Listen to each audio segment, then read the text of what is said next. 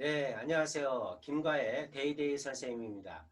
화상과외를 처음 하시게 되면 선생님을 알지 못하기 때문에 막연한 불안감이 있습니다. 따라서 지금 시간에는 제 경력하고 그 다음에 온라인 화상과외에 대한 부모님께서 걱정하시는 부분에 대해서 설명을 드리고자 합니다. 일단 경력에 대해서 잠깐 설명을 드리겠습니다. 저는 경희대 대학교 전자공학과를 나왔고요. 그 다음에 이제 육군 학사장교 대위로 제대를 했습니다. 군대 제대한 다음에는 삼부 컴퓨터에 연구 육실에서 한 3년 정도 근무를 했습니다. 그리고 나서 제 그 큰 동서가 대치동의 교신학원 그때 원장이었어요. 지금은 없지만 그래서 그걸 기회로 해서 제가 학원계에 입문하게 됐습니다.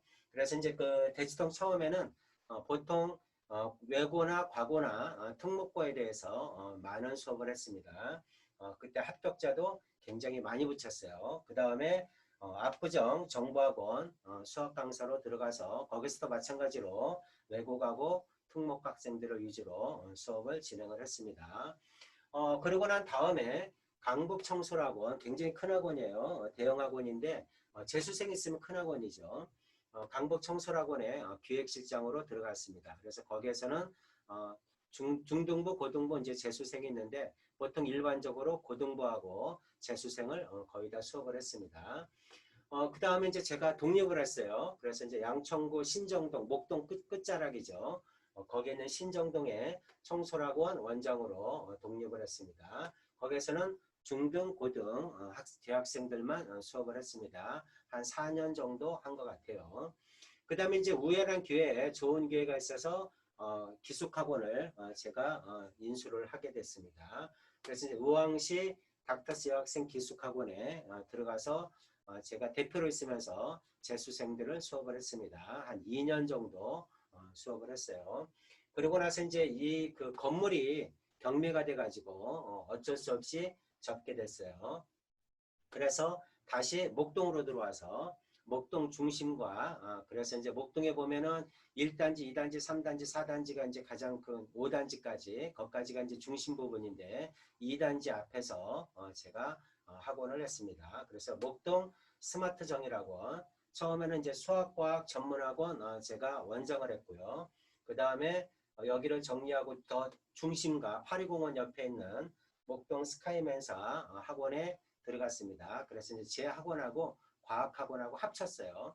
합쳐서 저는 이제 수학 원장을 올해 작년 12월 말까지 제가 수업을 했고요. 그 다음에 올해에는 2월까지 인수인계를 했습니다. 그리고 이제 3월부터 제가 이제 화상과외를 준비를 해서 6월 달에 본격 오픈을 했습니다. 그래서 6월 달부터 제가 이제 화상과외를 시작했는데 지금 한 3명 정도 제가 수업을 하고 있어요.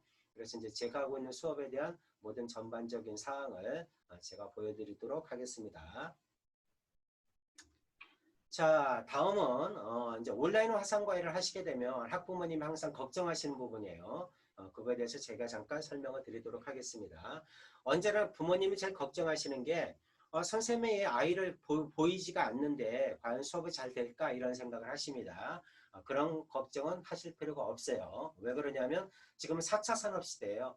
온라인 수업도 굉장히 많이 발전했습니다. 제가 수업을 하게 되면 지금처럼 이렇게 그 수업을 하는 판사형 수업을 하는 거하고 똑같이 학생이 카메라로 직접 얼굴이 다 보여요. 그래서 이제 학생이 뭐를 하고 있는지 공부를 집중하고 있는지 안 하고 있는지 한눈에 다 알 수 있습니다. 그리고 두 번째는 학생과 실시간으로 대화가 가능합니다. 그래서 칠판 봐야지 집중해야지 교실이나 학원에서 하는 수업과 마찬가지로 똑같은 수업이 진행됩니다.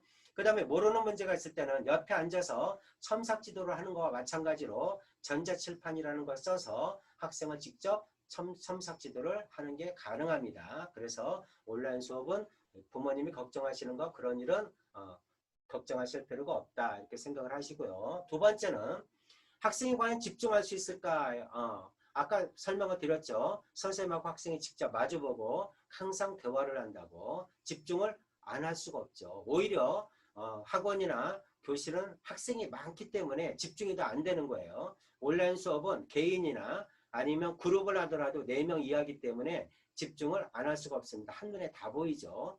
그래서 학생 4명을 수업을 하게 되면 4명이 그 얼굴이 화면이 다 나옵니다. 그래서 뭘 하고 있는지 알 수 있기 때문에 집중을 안 할 수가 없다. 세 번째, 보통 이와 같은 과외 시장에서는 대학생들을 많이 쓰죠. 전문가가 아닙니다.